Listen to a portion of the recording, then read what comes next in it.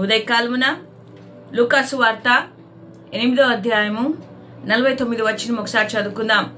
లూకాసు వార్త 8వ అధ్యాయం 49వ వచనం. ఆయన ఇంకను మాట్లాడుచుండగా సమాజ మందిరపు అధికారి ఇంటి నుండి ఒకడు వచ్చి, నువ్వు కుమార్తె చనిపోయినది, బోధకుని శ్రమ పెట్టవద్దని అతనితో చెప్పెను. యేసు ఆ మాట విని, భయపడవద్దు, నమ్మిక మాత్రము ఇంచుము. హల్లెలూయా.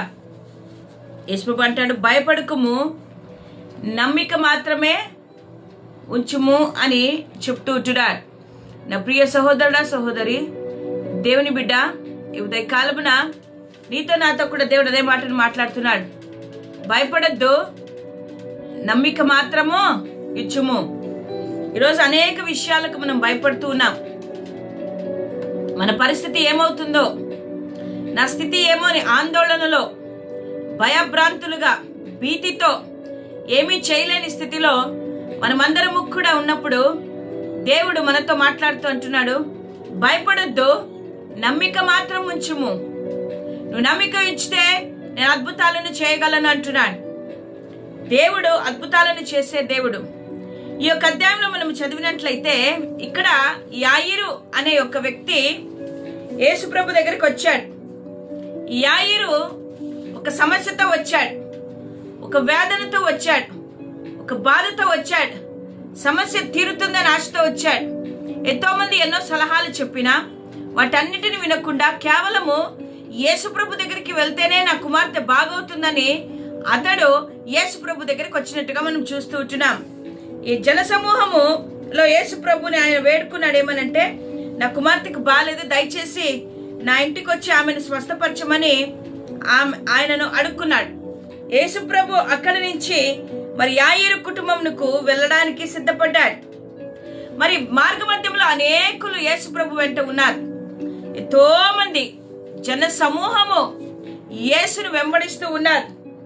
ఆయన ఆ యొక్క పరిస్థితిలో వెళుతూ ఉండగా, ఆ యొక్క యాయిరు ఇంటికి వెళ్తుండగా మార్గ మధ్యములో ఎన్నో రకాలైన వ్యక్తులు యేసు ప్రభు దగ్గరికి వస్తూ ఉన్నారు.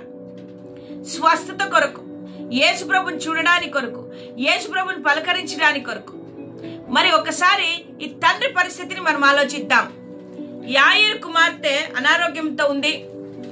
యాయిరు యేసు ప్రభుని తీసుకొని వెళ్ళడానికి వచ్చాడు. తన బిడ్డ చనిపోయే స్థితిలో ఉంది. ఆయన ఇక నా బిడ్డకు బాగు కావాలంటే కేవలం యేసు దగ్గర మాత్రమే బాగవుతుందని ఒక నిరీక్షణ కలిగిన వాడిగా అక్కడికి వచ్చాడు. ఆతృతతో ఉన్నాడు, వేదనతో ఉన్నాడు, దుఃఖముతో ఉన్నాడు. మరి ఇటువంటి పరిస్థితుల్లో మరి ఆయన తీసుకుని వెళ్ళడానికి వస్తే మార్గం అంతా కూడా ఆటంకులే, అడ్డులే. ఎప్పుడు కూడా ఆయన త్వరగా తన ఇంటికి తీసుకొని పోవాలనుకున్నాడు, కానీ కుదరడం లేదు. ఒక్కసారి ఆయన పరిస్థితిని మనం ఆలోచిద్దాం. వారు ఇంకా మాట్లాడుతూ ఉండగా మార్గంలో రక్తస్రావం కలిగిన స్త్రీ వచ్చింది. ఆమె యేసు ప్రభుని ముట్టుకొనింది. యేసు ప్రభు అక్కడ ఆగాడు. ఎవరో నన్ను ముట్టారన్నాడు.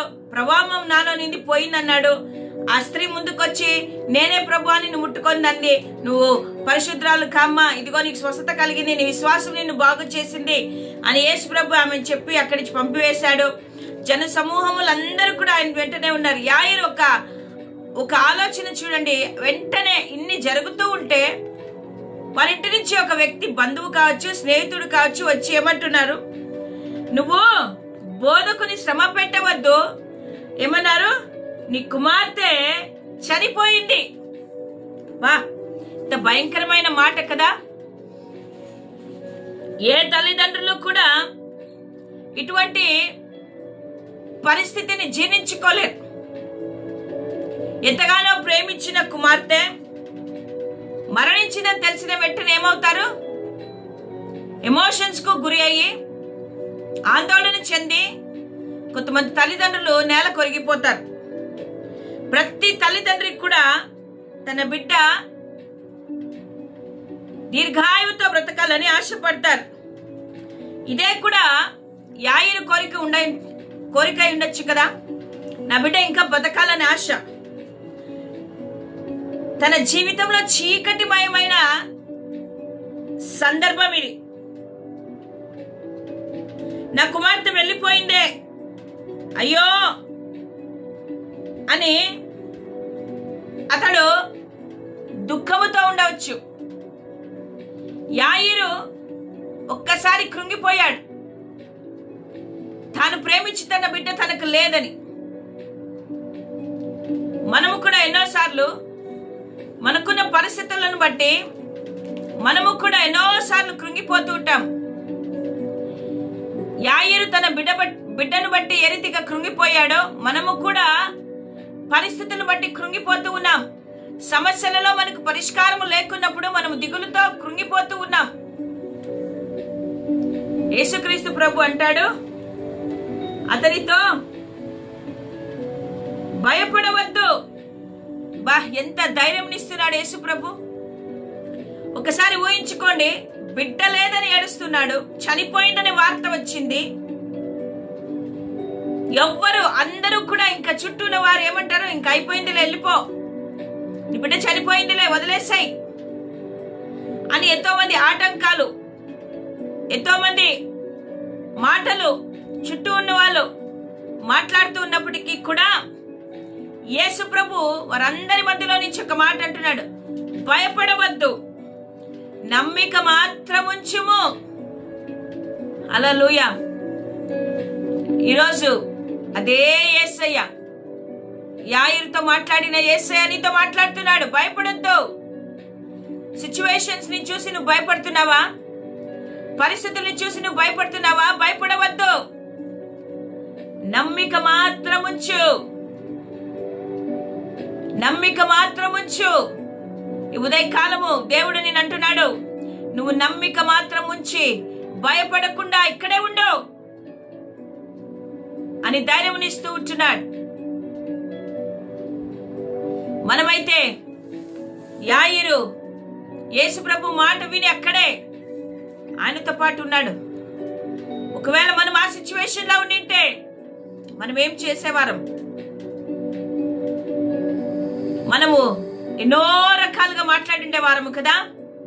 యేసయ్యా, అప్పుడే నేను చెప్పాను కదా రమ్మని, నువ్వు ఇంత లేట్ చేసావే, నా బిడ్డ ఈరోజు నేను నా బిడ్డని కోల్పోయాను, ఇదంతా నీ వల్లే జరిగింది, నువ్వు వచ్చింటే నా బిడ్డ బాగుపడేది, ఇంకా ఇంత టైం తీసుకున్నావు, ఆగలేవా కొద్దిసేపు, ఈ మనుషులు ఆపి మా ఇంటికి రాలేవా, నా బిడ్డను ముట్టింటే నా బిడ్డ బాగుండేది కదా అని ఎన్నో పిచ్చి ప్రశ్నలు మనం వేసేవారం. కానీ యాయీరు యేసు ప్రభు వైపు చూస్తూ ఉన్నాడు. ఏం చేయాలి, ఎలాగా, అయ్యో ఏమి రీతిగా అయిపోయిందే అని బాధపడేవారం. కానీ ఎటువంటి భయంకరమైన పరిస్థితులు వచ్చినా కూడా ప్రతి అడ్డును ఆటంకాన్ని ఎదురేసుకొని మనము విశ్వాసములో యేసు వైపు చూడాలి. యాయీరు అదే పని చేశాడు. భయపడొద్దు, నమ్మిక మాత్రం ఉంచుమని చెప్తే అన్నిటినీ పక్కన పెట్టి యేసు వైపు చూస్తూ ఉంటున్నాడు. హల్లెలూయా. కొన్నిసార్లు ఇటువంటి భయంకరమైన సిచ్యువేషన్స్ లో మనం ఏం చేస్తామంటే మనుషుల అభిప్రాయాలు తీసుకుంటాము. మనుషుల అభిప్రాయాలు తీసుకొని కొన్నిసార్లు మిస్గైడెన్స్ అవుతాం, తప్పుడు మార్గంలో వెళ్తాం, కృంగిపోతాం. కానీ ఇక్కడ యాయీరు ఆ పనులు చేయలేదు. యేసు ప్రభుని తనతో పాటు తన ఇంటికి తీసుకుని వెళ్ళాడు. ఇంటికి వచ్చారు. ఇంటికి వస్తే ఇంటిలో ఏడుస్తూ ఉన్నారు, కుమార్తె చనిపోయిందని రొమ్ము కొట్టుకొని ఎంతో మంది ఏడుస్తూ ఉన్నారు. యేసు ప్రభు వారితో అంటాడు, ఏడవవద్దు, ఈ బిడ్డ నిద్రించి చిన్నదే గాని చనిపోలేదు అని చెప్పాడు. ఆ బిడ్డను, చనిపోయిన ఆ బిడ్డను ఆయన చూసి చెయ్యి పట్టుకొని, చిన్నదానా లెమ్మనగానే ఆ బిడ్డ లేచి కూర్చొని ప్రాణం తిరిగి వచ్చింది. హల్లెలూయా. దేవునికి స్తోత్రం కలుగును గాక. నా ప్రియ సహోదరుడా సహోదరి, యేసుక్రీస్తు ప్రభువుకి సర్వాధికారం ఇవ్వబడింది. ఆకాశమందును భూమి మీదను నాకు సర్వాధికారం ఇవ్వబడిందని చెబుతున్న యేసయ్య ఈ ఉదయకాలము నీతో నాతో అంటున్నాడు, భయపడద్దు, నమ్మిక మాత్రం ఉంచుము, నా వైపు చూడు, నా యందు విశ్వాసం ఉంచు. నేను సమస్తాన్ని చేయగలిగిన దేవుడు, లేని వాటిని ఉన్నట్టుగా పిలవగలిగిన దేవుడు, అసాధ్యమైన వాటిని సాధ్యపరిచే దేవుడు, నిన్ను లేవనెత్తువాడు నేనే, ఆదరించువాడు నేనే, భయపడొద్దు, నా వైపు చూడు అని ఉదయకాలం ఆయన నీతో నాతో మాట్లాడుతుంటున్నాడు. యాయిరు ఏ రీతిగా అయితే యేసు ప్రభు వైపు చూశాడో, ఈ ఉదయకాలమున నువ్వు నేను కూడా ప్రతి ఒక్క పరిస్థితిలో మనం దేవుని వైపు మాత్రమే చూసేవారిగా ఉండాలి. మనం మనుషుల వైపు చూస్తూ ఉంటున్నాం, నమ్మకం ఉంచుకున్నాం. ఉద్యోగాల మీద, వ్యాపారం మీద, చదువుల మీద, తల్లిదండ్రుల మీద, బంధువుల మీద, రక్త సంబంధికుల మీద నమ్మకం ఉంచి వారి వైపు చూస్తున్నాము. కానీ జీవము కలిగిన దేవుని వైపు నమ్మిక ఉంచే, నిరీక్షణ కలిగిన వారిగా ఆయన చేస్తాలని ఎదురు చూసే ఆలోచన మనకు లేకపోతూ ఉంది. నా ప్రియ సోదరుడ, సోదరి, దేవుని బిడ్డ, ఈ ఉదయ కాలమున నువ్వు ఎవరి వైపు చూస్తూ ఉంటున్నావు? నువ్వు ఇంకా భయపడుతున్నావా? నా పరిస్థితి చేజారిపోయిందని భయపడుతున్నావా? నేను అప్పుల్లో మునిగిపోయినాను, రోగంలో ఉన్నాను, నా కుటుంబంలో అసమాధానము, అయ్యో నా పిల్లలకు పెళ్లి కాలేదు, నా పిల్లలకు గర్భఫలము లేదు, ఎన్నో భయంకరమైన పరిస్థితులు కూడా నేను వెళ్తున్నాను, నా నిరీక్షణ ఏమైంది? యేసు నన్ను ఇంకా ఎందుకు బాగు చేయలేదు? ఇంకెంత కాలము, ఇంకెంత సమయము ఇదే స్థితిలో నేను ఉండాలి? యేసై నన్ను మర్చిపోయాడా? యేసై నాకు సహాయము చేయడా? యేసై నన్ను ఆదరించడా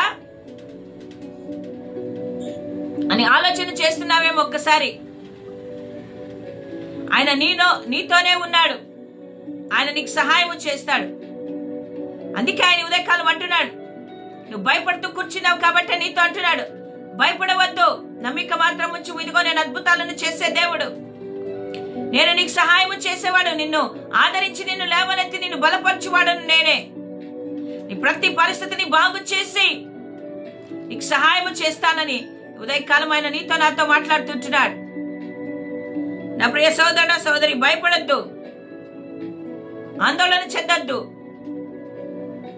నిరుత్సాహపడద్దు, ధైర్యము తెచ్చుకో, దేవుని వైపు చూడు. హల్లెలూయా. ఆయన నీకు సహాయము చేసేవాడు, ఆయన నిన్ను ఆదరించేవాడు, ఆయన నిన్ను లేవనెత్తేవాడు, ఆయన నిన్ను పోషించేవాడు, ఆయన నిన్ను స్వస్థపరిచేవాడు. ఆయన పాదాలు పట్టుకుందాం. యాయిరు యేసుప్రభుని వదిలి వెళ్ళలేదే, నువ్వు కూడా యేసుప్రభు పాదాలు పట్టుకుంటే ఆయన నీ ఇంటికి వచ్చి అద్భుతాన్ని చేస్తాడు. యాయిరు ఇంటిలోనికి వెళ్ళి అద్భుతమును చేసిన దేవుడు నీ ఇంటిలోనికి ఈరోజు వచ్చి అద్భుతాలు చేయడానికి సిద్ధంగా ఉంటున్నాడు. మరి ఆయన పిలుద్దామా? పట్టుదలతో, ఓపికతో, సహనము కలిగిన వారై ఆయన వైపు చూస్తూ, దేవా మా ఇంటికి రా ప్రభువా, బాగు చేయయ్యా అని అడిగినట్టయితే ఖచ్చితంగా యాయిరు కుమార్తెను లేపిన దేవుడు, జీవమిచ్చిన దేవుడు, నిర్జీవంగా ఉన్న నీ ఇంట్లో ఏదైతే నిర్జీవంగా ఉందో దానికి జీవమునిచ్చి ఆయన లేపబోతుంటున్నాడు ఈరోజు. హల్లెలూయా. దేవునికి స్తోత్రం. ఏ సిచ్యువేషన్, ఏ పరిస్థితి నిర్జీవంగా ఉందో ఆ పరిస్థితిలో దేవుడు జోక్యము చేసుకుని జీవముని ఈరోజు ఇవ్వబోతుంటున్నాడు. దేవుని నామానికే మహిమ కలుగును గాక. హల్లెలూయా. నమ్మదగిన దేవుని వైపు చూద్దామా? విశ్వాసము కలిగిన వారికి ఆయన వైపు చూద్దామా? కళ్ళు మూసుకుంటే ప్రార్థన చేసుకుందాం. దేవుడు తన పరిశుద్ధమైన వాక్కును మన వినికిడిలో దీవించునుగాక. ఆమేన్.